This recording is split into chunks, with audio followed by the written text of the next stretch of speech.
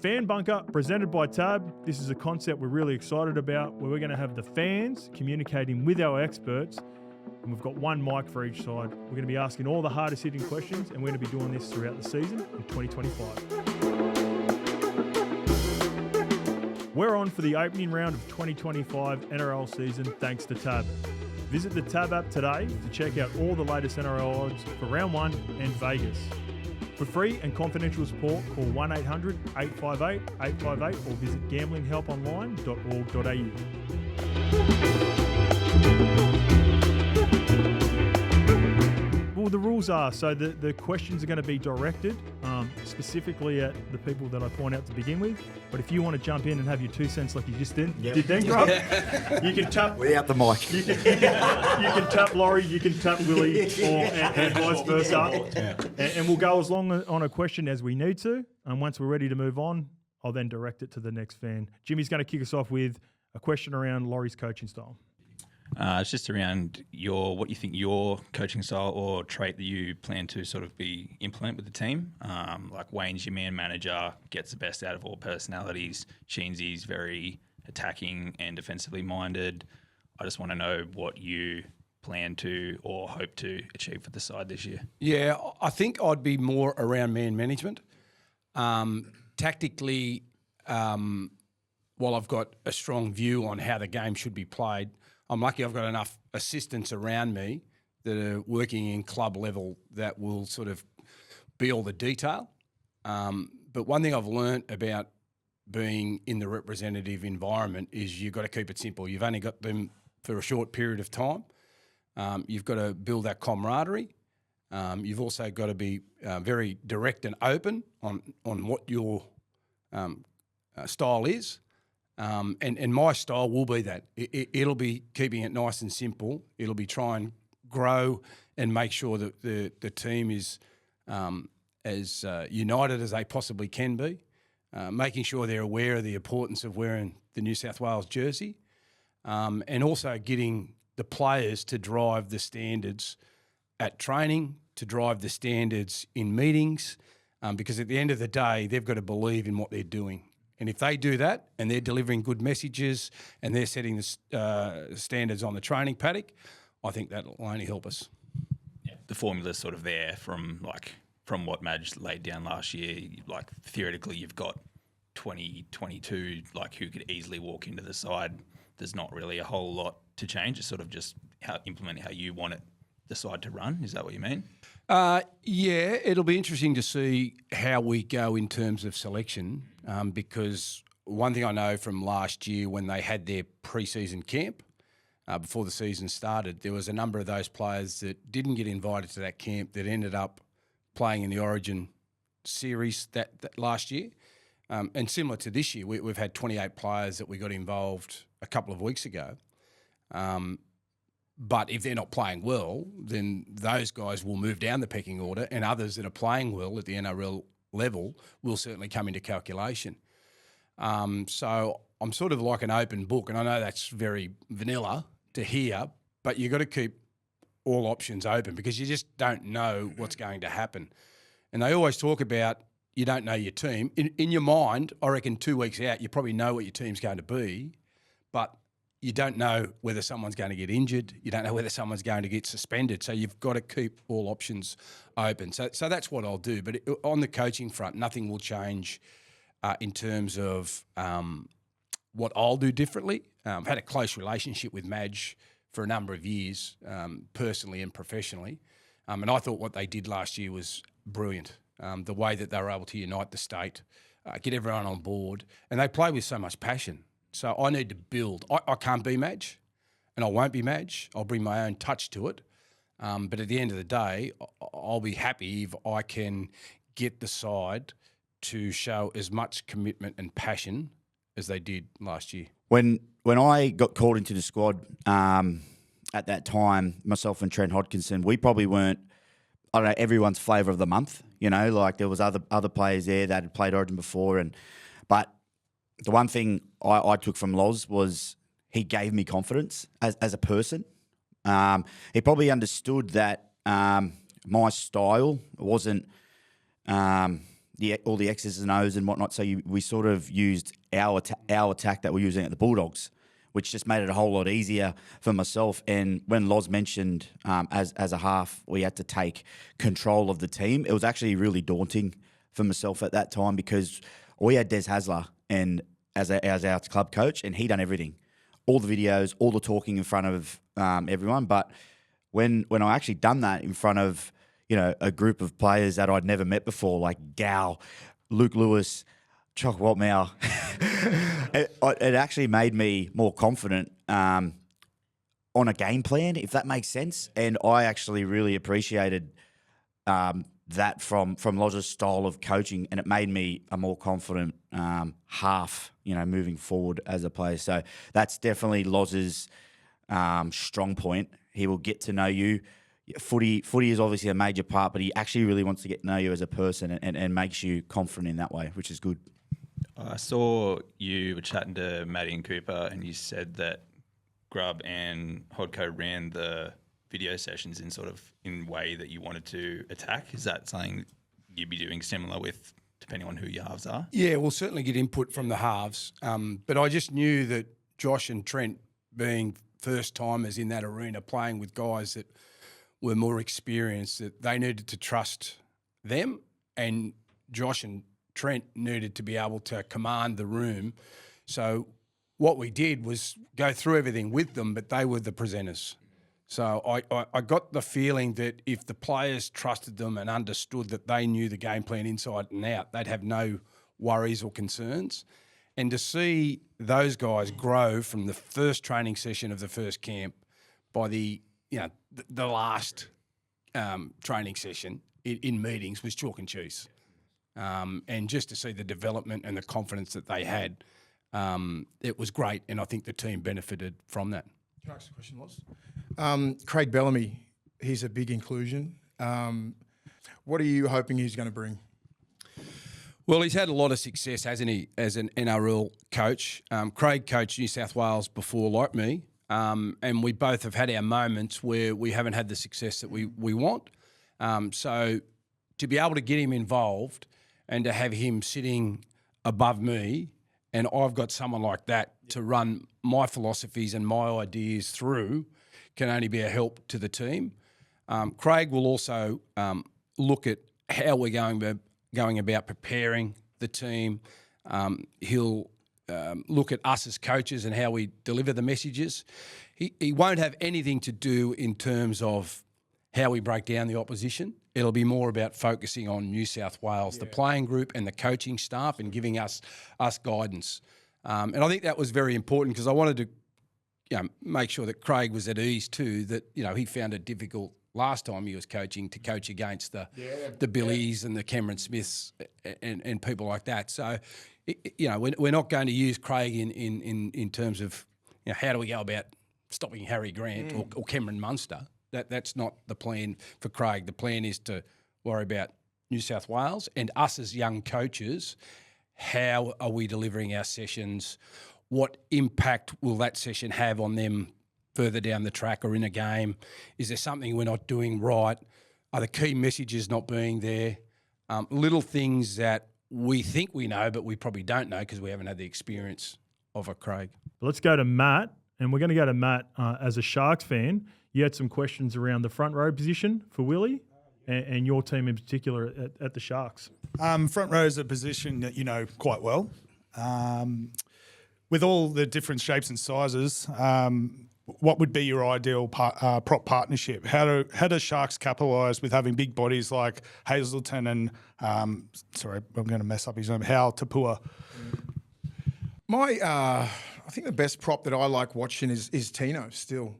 Like he's 6'4", 6'5", probably 115 kilos, plays massive minutes, hits like a truck. He's got soft hands. He can play good shape, massive minutes. So he'd be my ideal sort of pack play to play with because he's tough as hell. I sort of compare him sometimes with Payne Haas, but Payne Haas, I don't think Payne Haas has the same skill set, and I don't think he has to use it as much because he's got such a big motor. He just runs over people, where Tino's got late footwork, he's got a short pass, he's really evolved and keeps adding on to his game every year.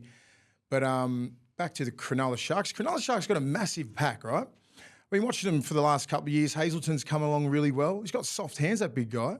Like he comes around from the short side to the long side. He tips it on. They find that space down the right side, which is quite like it's good to see a big guy with soft hands because most of them just battering rams, you know. And then you add Fanua Blake into that, who's going to get the lion's share of the ball. And then Kafusi at lock, and then you got a massive side there, but you need to be balanced, right? Can't just have 4 or 5 big boppers in the middle just going one out.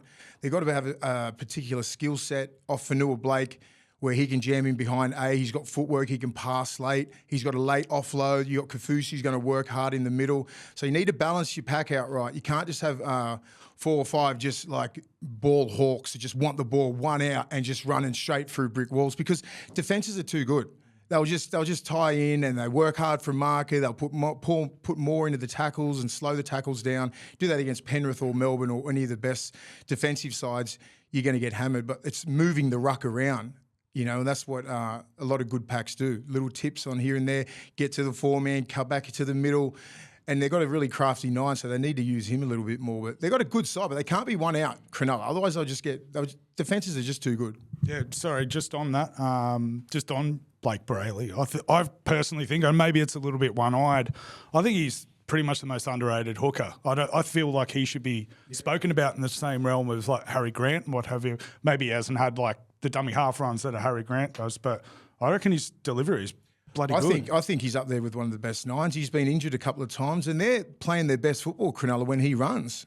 Like, he's a runner. He was making some clean line breaks at the back end of the year to get you in the semi-finals, really put you on the front foot. And that's only going to continue with Fanua Blake being there. You just got to be around for the scraps, and then he either passes out, if he sees a gap, he just goes and just takes those metres. So he'd be probably in the running for a Blues jersey in the next couple of years. I'm not saying that, but like he'd be in the run, like he'd be around there. Like Cookie's gone, like you got the So he's only a young kid, so he's got a big future. He's played 100+ games. He played 100 games, like, you know. They got rid of his brother for him. He's a younger brother, isn't he? Yeah, and there's another brother underneath him too. I really rate him, but he needs. Yeah, he's a little bit undersized, maybe, but I think his tackle tech is unbelievable.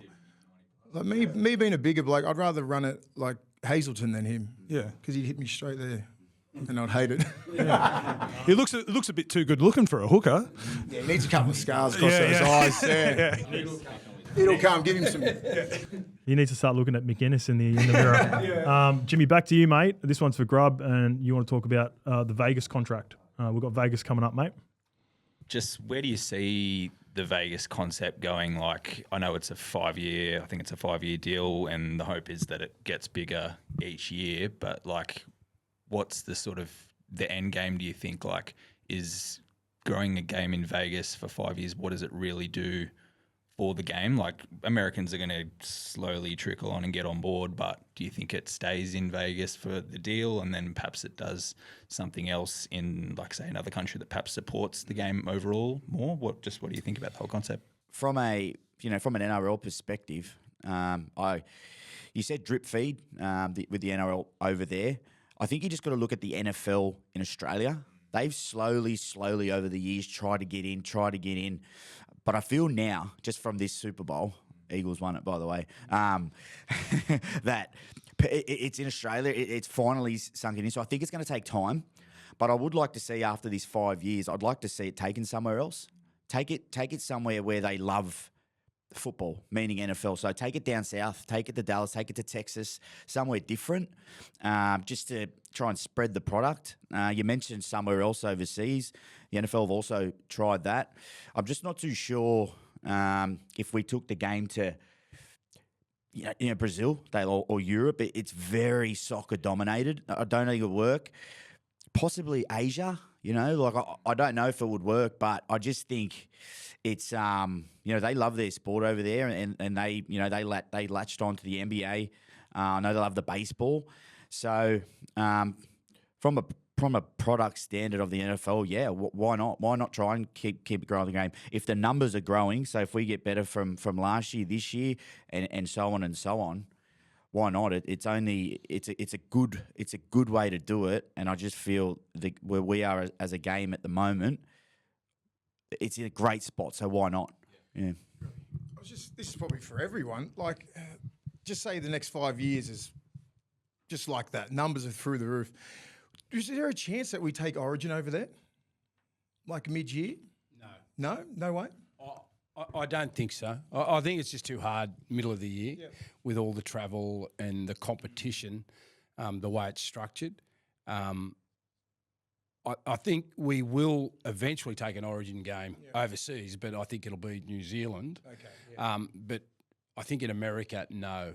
Not at that time, not in the middle of the season. It's too taxing on the players, and the clubs will be not happy about it. Your core audience being New South Wales and Queensland, like, is the benefits of taking it there to try and grow, show them our best. Yeah. Like, this is our best.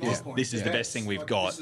But would you want to take it out of New South Wales or Queensland, or would it just be like a one-off, maybe once every couple of years?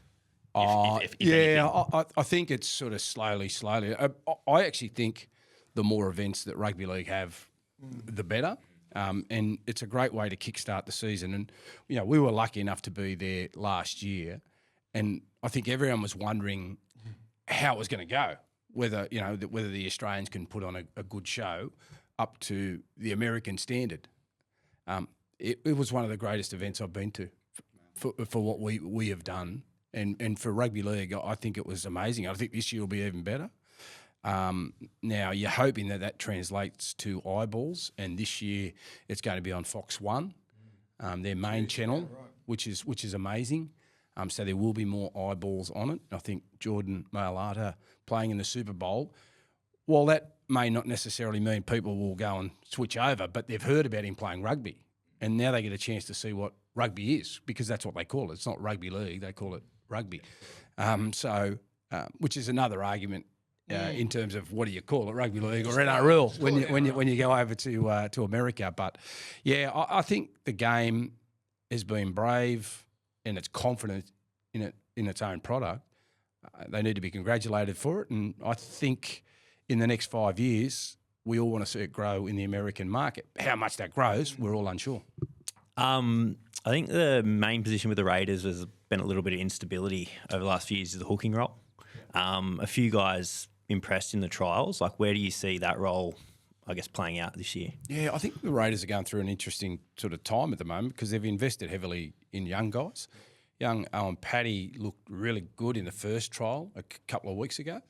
But you've got Levi, you've got Starling, both there, and they'll be competing for spots. But I can see Paddy getting an opportunity at some stage through the year. It's going to be interesting to see how the Raiders go this year. I'm still confident they can play football, but I see them as one of those 8 or 9 teams that'll be battling for that 7th, 8th position. And if they get a bit of luck and stay injury-free, I think they can play finals. But I still think they're going to be up and down because they've got a lot of young players. And during an NRL season, they're going to go through the highs and they're going to go through the lows. So it might be another up and down year for them. But I can see in 2 or 3 years' time, the Raiders being a team that is there ready to have a crack for a premiership. I don't see that right here and now, but they've got some of the best young talent in the game. And that's what they've decided to do because it's hard to recruit big-name players because they just don't want to go to Canberra for whatever reason. But they're getting all these young guys and they're putting them together, and hopefully that's the success and the formula that leads to sustained success, which everyone wants. Matt, back over to you, mate, with your question. This one's for Mace again about the Sharks against Penrith. What do the Sharks got to do to beat Penrith in Vegas? Like, where are our strengths? What do you think we're going to do to beat these guys? Penrith's going to be Penrith. I think they need to move the ball around. I think they're not full strength. They lost their spiritual leader, Fisher Harris, and Luai. Everyone keeps saying, oh, yeah, they've lost heaps of players over the last couple of years, but not like those two. Not those two. And I think Cronulla's got the team to upset Penrith. They play smash mouth sort of football. Penrith need to find those combinations. They haven't named their team yet. Who's going to be 6? Who's going to be their front row? Is it Lindsay? Is it going to be Papali'i? So they've got a few little things that they need to sort out. But what you're going to get from Penrith. They're not going to give up 2 points easy. So Cronulla need to play their best football, move the ball around. Offloads through the middle. You need to because their defensive system is so good and it works so well. Grubb knows what it's like because Ciro implements that at Bulldogs, right? They work really hard under the ball. You got to hit on the edges. like good hole running, like from Nikora and the back rolls, a few little tips around the ruck, a couple of offloads to upset the chain, right? You know what I mean? Everyone's just so like glued together and works so hard. So you need to upset that, hit inside shoulders and like run hard and just be aggressive with Penrith. Everyone's shit scared of them because they're the aggressors. You've got to go at them.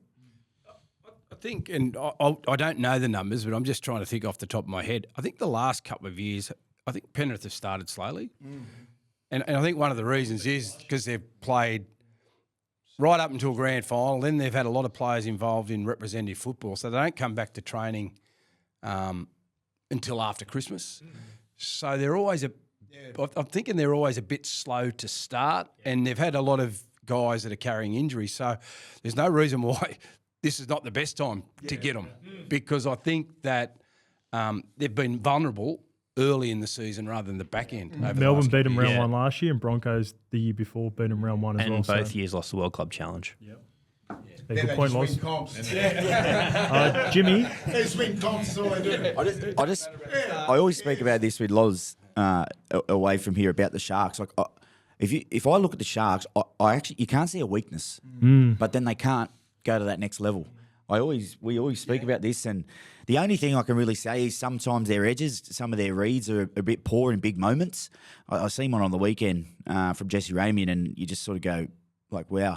Like, but that's the only real thing. Like, their pack's huge, they're mobile. I would say Trindle's the general now, getting him around, and I really like him. He plays nice and square, but then he also plays off the cuff at times. And Nico Hines, I think the 6 role suits him, bit less pressure. Their outside backs get him out of trouble. Like, I sort of like I don't see where their weaknesses is. So hopefully this year they can, for your sake, mate, they can prove us wrong. It's sort of amazing, isn't it, with the Sharks? Because I reckon they could win the minor premiership by 6 points, and people will still have their doubts about them. Yep. And, We like that. until you win the semis, you know.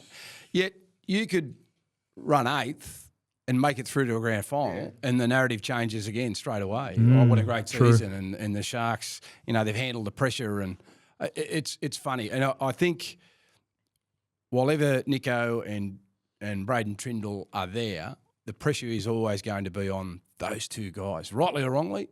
I think it's going to come back to them and how they perform in the big games. And I think that when you do have a team like Cronulla, and you've got a premiership window, that's why there's pressure.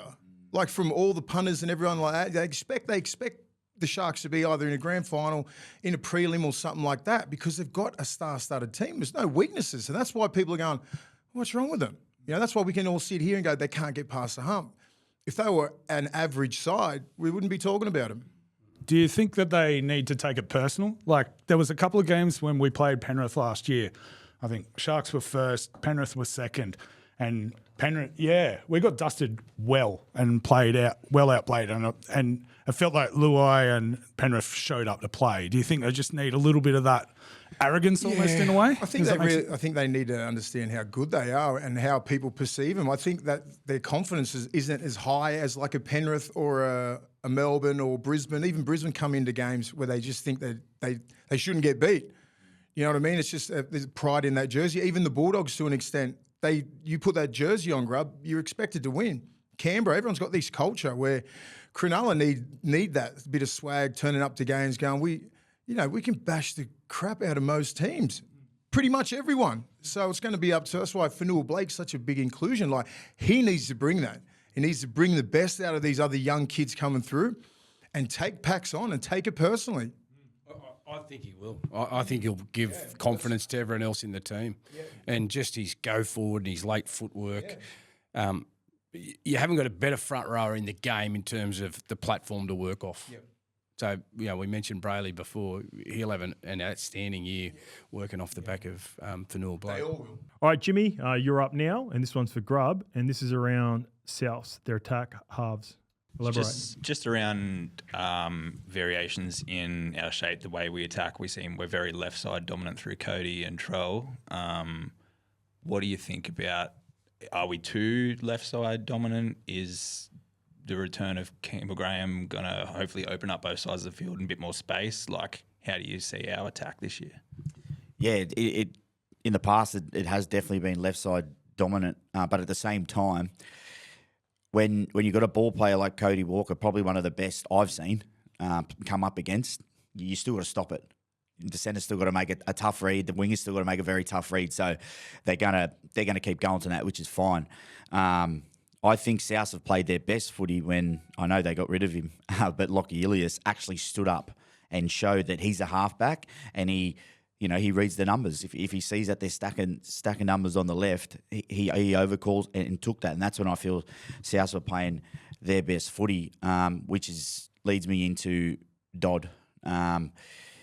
It's probably the toughest position behind being the Origin 7, the South 7, I reckon. No, honestly, it is, because you got to step up. You got to have enough confidence in yourself to be. If Latrell comes up to you and he's going off, because he does, he gets emotional. He wants the ball. Cody Walker wants the ball, but you got to be confident enough in yourself to say no. Well, in the video, if you say, well, mate, why do you want the ball there?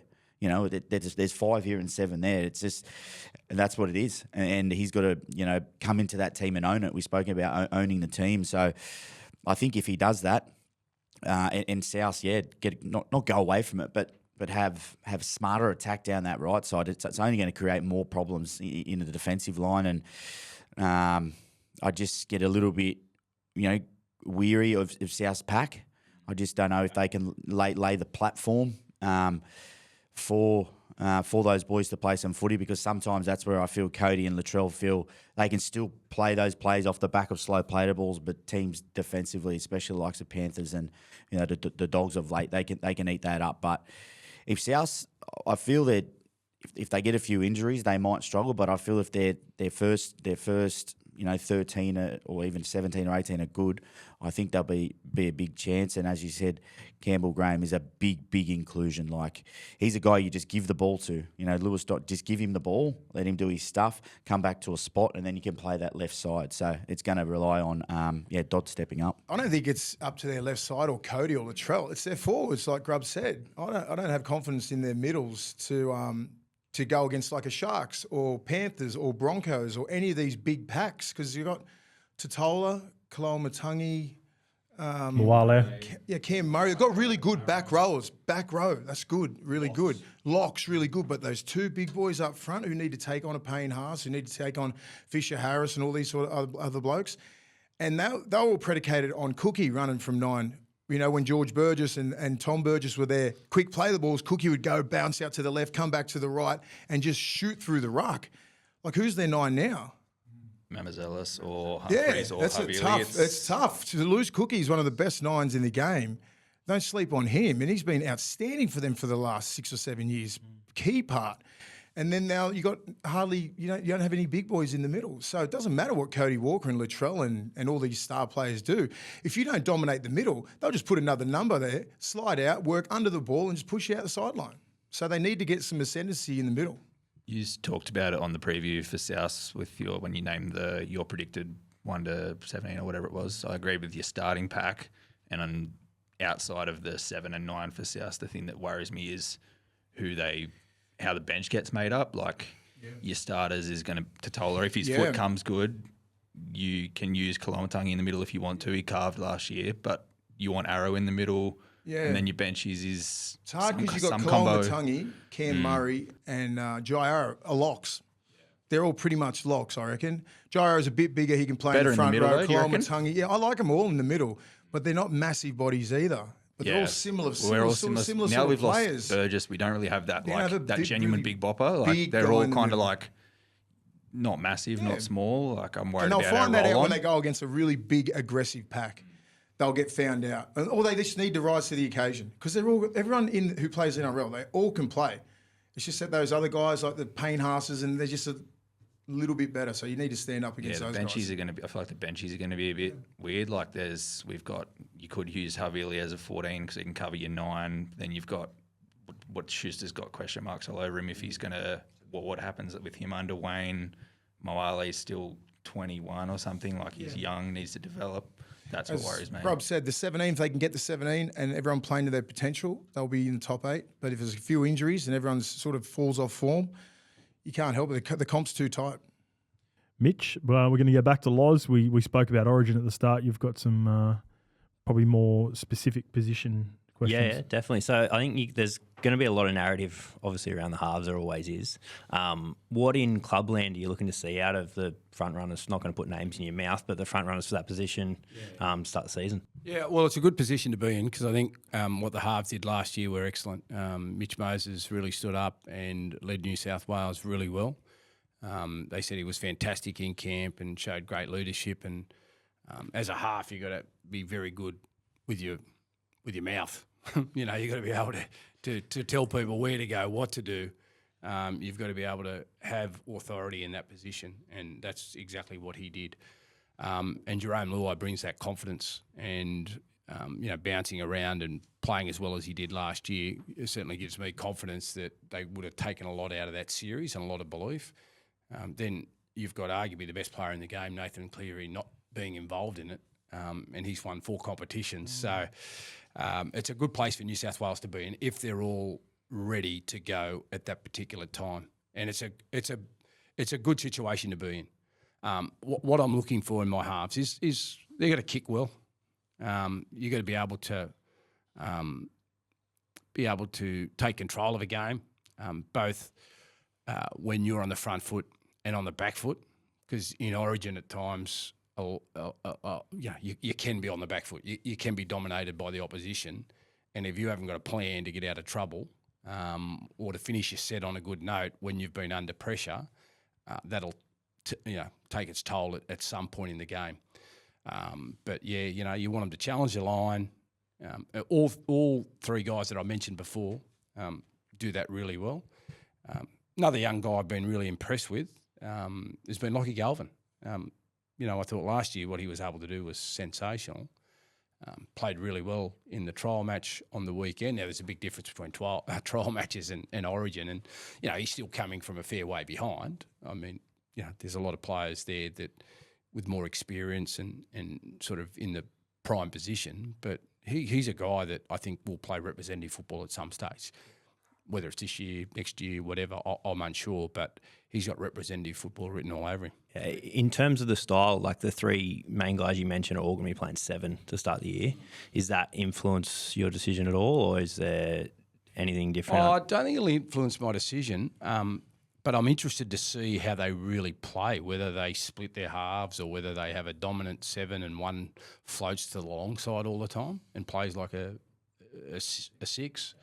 Yeah, so I'm just interested to see, in particular, how Jerome goes playing as a 7. Whether they do that, because if he's playing on the right and the ball goes to the opposite side, well then does he still chase the ball and be that 7, or does he just fold back and let Galvin take over and then he becomes the 6 on the long return? So yeah, just interested to see how they all play during the year, but I've got no issue if they're both, some of them are playing 7 or they moved back out to 6. I think those type of players can adapt pretty well. We've got some breaking news as well. I sort of want to get your reaction here, Loz. It would be a big part of your team.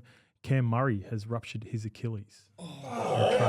This is live, just happened. Are you kidding? Wow. Yeah. So Yeah, that's a big devastating one. for Jimmy. We just talked about the South Pack. Just your thoughts on him as a player, I guess, and that would be devastating for New South Wales. I think he's an amazing player. Certainly would have been. He would have been in the 17, Cam Murray, for sure. That's massive news. Big disappointment for Cam. Big disappointment for South Sydney supporters, obviously. But hopefully he's okay. It's going to be a difficult sort of 24, 48 hours for Cam, knowing that his season's over, because you're doing Achilles. That's your year, especially this time. Well, now that our lock is open, that to me, Keon goes straight to lock. Arrow is your middle, and now there's an edge spot open, which has been, in my opinion, a weakness for us the last couple of years. I think Aiken sits right there. Aiken will be one, but he's also injured to begin the year. I think the versatility of Talis Dunker is going to be massive this year. He might even be a chance to play 13. He's sort of like a Cam Murray light.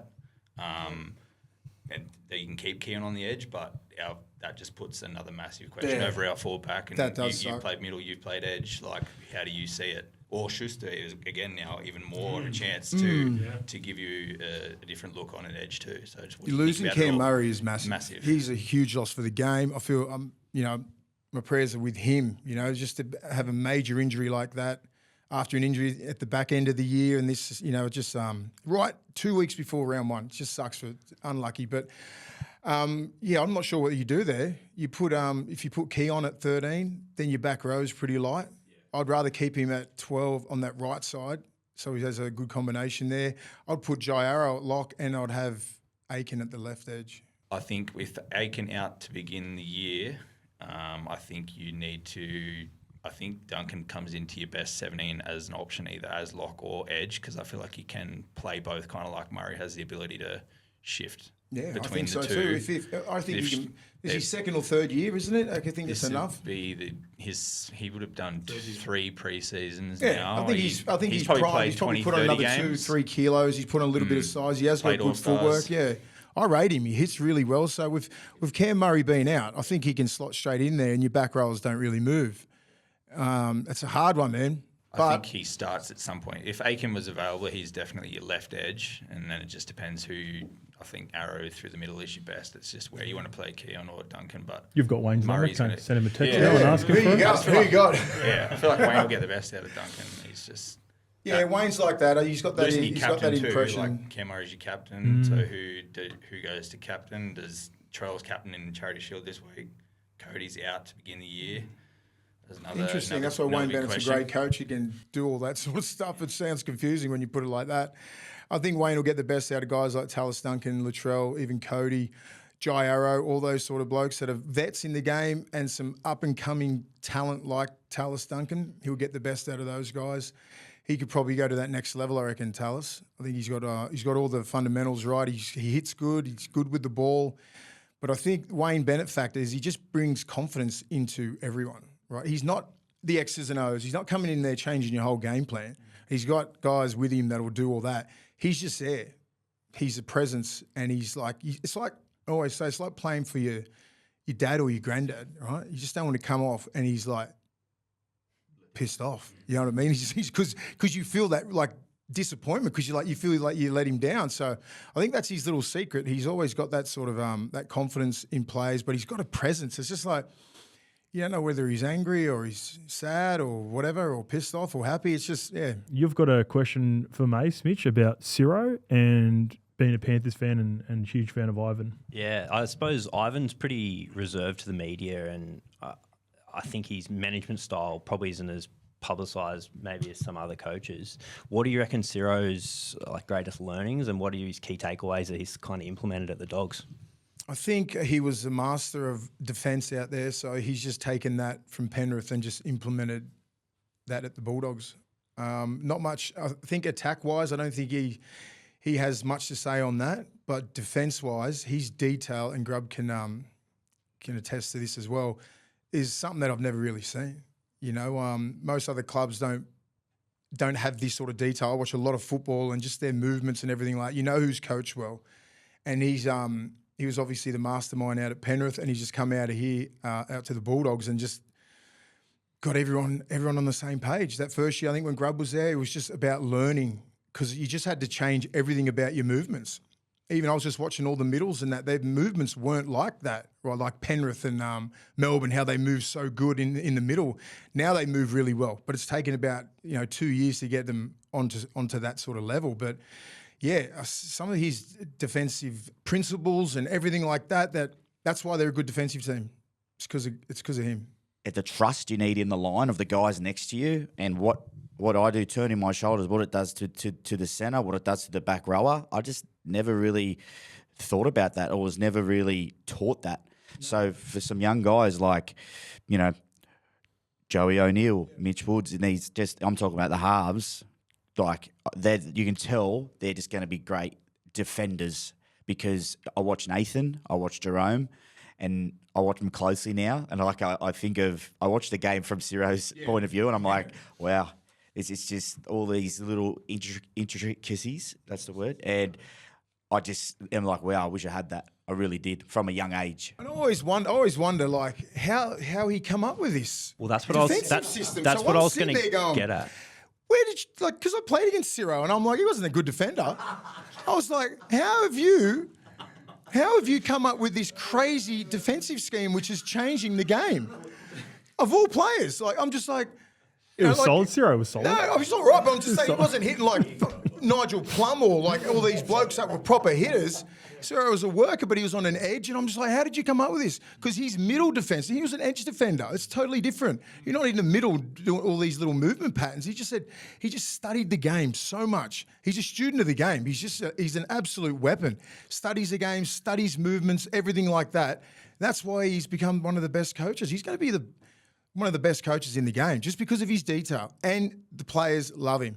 Is it one particular thing, and is it like a key takeaway from his? Is it like feet position? It's all hips. It's all hips. It's all communication. It's all like, you never turn your shoulders out. All this, it's all working in a line. It's just all defensive principles that you have to abide by in the system. If you don't, you won't be in the team.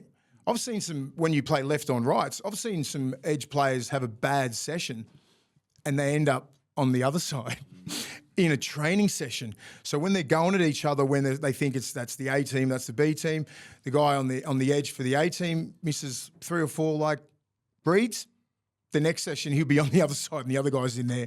So everything's really competitive. I always say iron sharpens iron, and they're at that level now where they can go at each other, and there's like, it's pretty fair, like from all grades, which is great. Yeah, but like they work so hard. Yep. Grub. This one's for Mitch, for Grub, and it's around Panthers home ground, Mitch. Yeah, what impact? So they've obviously you played at clubs with 2 pretty big fan bases. What impact do you reckon not having Penrith Park as a home ground this year is going to have on them chasing 5? For some reason, I don't think it's going to harm Penrith. I'm not right. Like, yeah. Just say sorry if they don't win. Hey, Mike, you need the mic. Sorry. You need the mic. But if they don't, sorry, I thought I could do that. And if they don't win, they're not going to blame, we didn't have Panther Stadium. No, bullshit. It's not so much that. It's more, they've had a pretty good record overall, but in terms of their home record's pretty flawless. Like, what impact do you reckon not having that this season do you reckon will have? Do you reckon it'll impact at all? Yeah, no. Okay. I don't. Yeah, no, only because it's Penrith. Anyone else, I think it could. Because it's nice to go into your home ground and you've got your own locker and you know exactly, to the T what you're going to do. You're going to do it every week, and that's what it is. It's all about doing that. And in Penrith, they go to Penrith and they don't lose. Yeah. So, they all know exactly what to do, exact times. It's probably more a training run for them, because they're having that much fun in their home. But it'll be interesting to see. I don't think so. But, I think someone, they've got the senior players, they'll probably have a talk about it, I reckon, because it's, I used to love playing at home because of the fans, because and I know it's a bit different at different grounds, but the Bulldogs fans are next level. Like, you do hear them. And from both sides, when you're winning and losing, don't worry about that. But yeah, I just don't think it's going to impact a team with so many leaders. Will it affect the other team's mentality playing against Penrith? I think you've mentioned in the past the away sheds of Penrith weren't great. So will it affect their mentality going into games against Penrith, not having to endure that and go out to Penrith and play, you know what I mean? The home ground advantage in this day and age with a tight comp, it's not as much as everyone thinks. I used to love going out to Brookvale against the Brookvale crowd, like those hostile crowds. I embraced it more. It got me going. Whereas, sometimes, I know it sounds crazy, but on a Thursday night at a core, our home game, when there's 5,000 people there, it's sometimes hard to get up and buzzing. So, yeah, I don't think personally it's going to have much impact either way. It's just Penrith will do what they do. They go anywhere. They do the same. They do the same. Wherever they play, they've just got a strong system, as Mace was talking about. As we're trying to probably build at the Dogs, that doesn't matter where you play. They got structures in place to do the same thing anywhere, any day, any time. Yeah. Laurie, how have you seen the interpretation of punishment for the new play the ball? Do you like it? Pros, cons so far? What are your thoughts? I like it, because I think that's something you were taught right from when you played your first game. You got to touch the ball. And I understand that, the game has got quick, but I think at times it's too quick. And last year it was sort of some people were taking the mickey because they just weren't even attempting to play the ball. It was just tunnel ball, roll it back, roll it back, roll it back. So I think it'll slow it down a touch. But as long as they're consistent, I know we have our arguments about consistency, but if you're not playing it, if you're not attempting to play the ball and it's a genuine attempt, then you should be pulled up and you should be penalised and a handover should occur. So I'm happy for that to happen. I actually agree with it, but it's going to take a lot of time, I think, before you see players adapt. And when I mean a lot of time, it might take 2 or 3 games before they actually understand that there's a big penalty at play here. You hand the ball over if you don't at least try and attempt to play the ball correctly. So I think it's a good thing. What it is doing is it's a massive momentum switch, isn't it? It's ugly. Just say when you get the ball back and you're trying to get out of yardage, and then that one guy just tries too quick and just doesn't even attempt it. As Loz said, you just attempt it. That's all they're looking for. Just don't walk over the ball. That's the fundamentals that you learned since you were 6 years old. So I think, there's a way to play the ball lightning quick and still hit it with your foot. And it'll make the middle smarten up a hell of a lot because they're the ones that are usually messing it up in the middle, trying to get that extra quick play the ball for that next guy. And you just got to think about it a bit more because once that penalty hits, it's a big momentum switch. Yeah, personally, I like the straight handover. Yeah, I like it. I liked that because it was a bit of because you lose time kicking out in the touch, and then fans will complain and what have you. I think like if there was a way that it could be a quick tap, so you could do something else a bit differently, it could be a bit better. But what I'm interested to know is if we are seeing a lot more penalties going on and on for the play the ball, we're going to have a lot of slow ball. Play the ball starts as sets. Will it change the game? Because the coaches are going to see a bit more data about slow So ball. is it penalties, is it, or is it just changeover? So they straight just need to handover. change over because that's in that. If they start penalising, it goes against the whole game. They're trying to speed it up. You get that 30 seconds to just mark it up, kick it out. Another 30 seconds to walk. There's a minute off. Middles get recovered. We're sweet. That's how they train. So quick play the ball and you're off. But I think the middles and everybody, even wingers in that coming in on their second plays, just play the ball properly. That's all the middles want. Play it properly. Okay, that's the episode for the Fan Bunker presented by Tab. Thank you very much to the experts. Thank you to the fans. There's really good interaction. We're going to be doing this throughout the season, and we're really looking forward to it. What are you really gambling with? For free and confidential support, call the number on the screen or visit the website.